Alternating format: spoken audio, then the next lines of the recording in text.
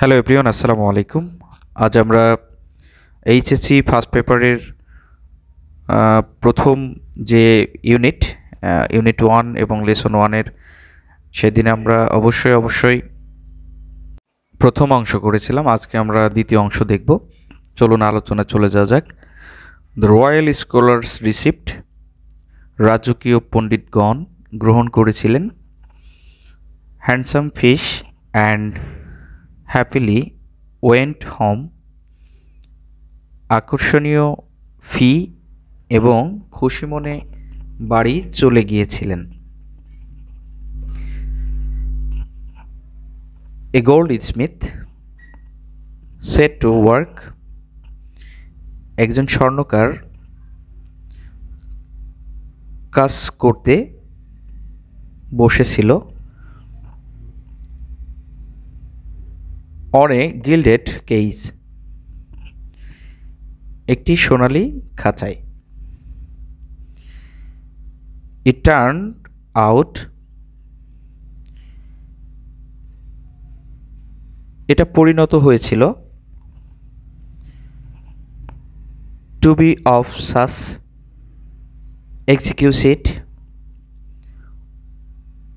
Workmanship, যেমন সূক্ষ্ম কারিগর হতে।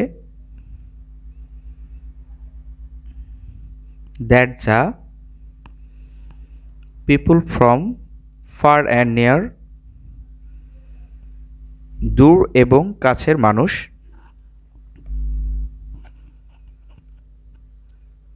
Crowded round for a look,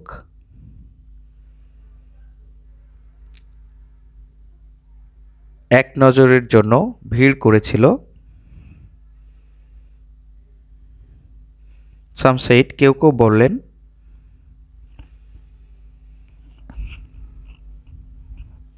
this is education for excellence, এটাই শিক্ষার শ্রেষ্ঠত্ব। আদার সেইড, অন্যরা বলেছিল। Even if it learns nothing, কিছু না শিখলেও। It has got the cage, এটার খাঁচা আছে। হট এ লাকি বার্ড, কি ভাগ্যবান পাখি।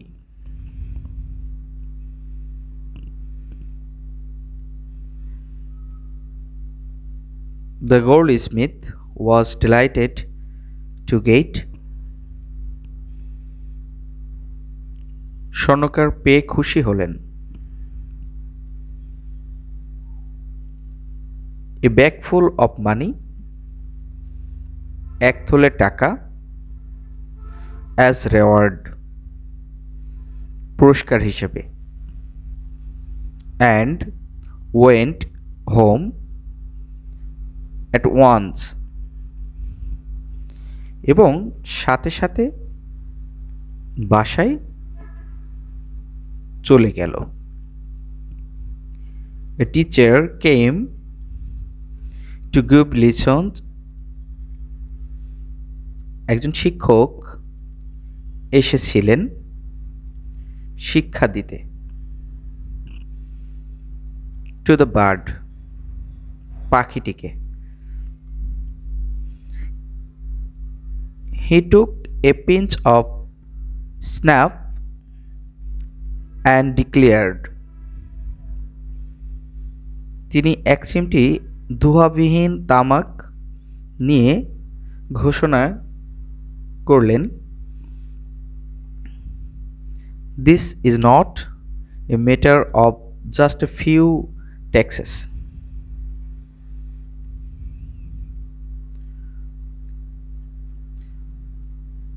এটি কেবল কয়েকটি পাঠ্যের বিষয় নয়। This is not a matter of just a few texts, এটি কেবল কয়েকটি পাঠ্যের বিষয় নয়। One of the royal nephews sent, one of the royal nephews sent রাজকীয় ভাতিজা পাঠিয়েছিলেন ফর স্ক্রাইবস লেখকদের জন্য।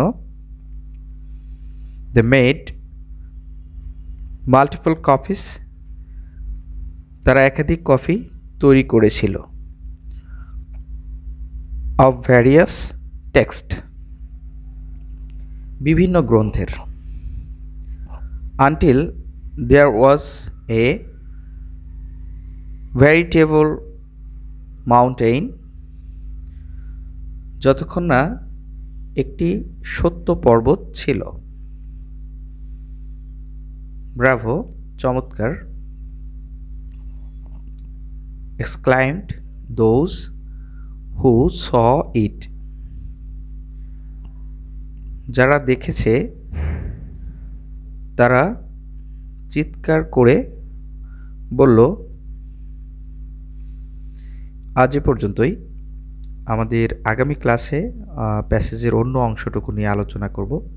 অবশ্যই আপনারা আক্ষরিকভাবে অল্প অল্প ইংলিশ এবং বাংলা করার ট্রাই করবেন, তাহলে আপনাদের যে এমসিকিউগুলো করতে যে সমস্যাগুলো ফেস হয় শব্দ অর্থগুলো জানা প্রয়োজন। তাই আমি বলবো অবশ্যই বাসায় আক্ষরিকভাবে ইংলিশ অ্যান্ড বাংলা করার ট্রাই করবেন, তাহলে আপনাদের যে সমস্যাগুলো হয় সেগুলো অবশ্যই সমাধান হবে এমসিকিউ এর।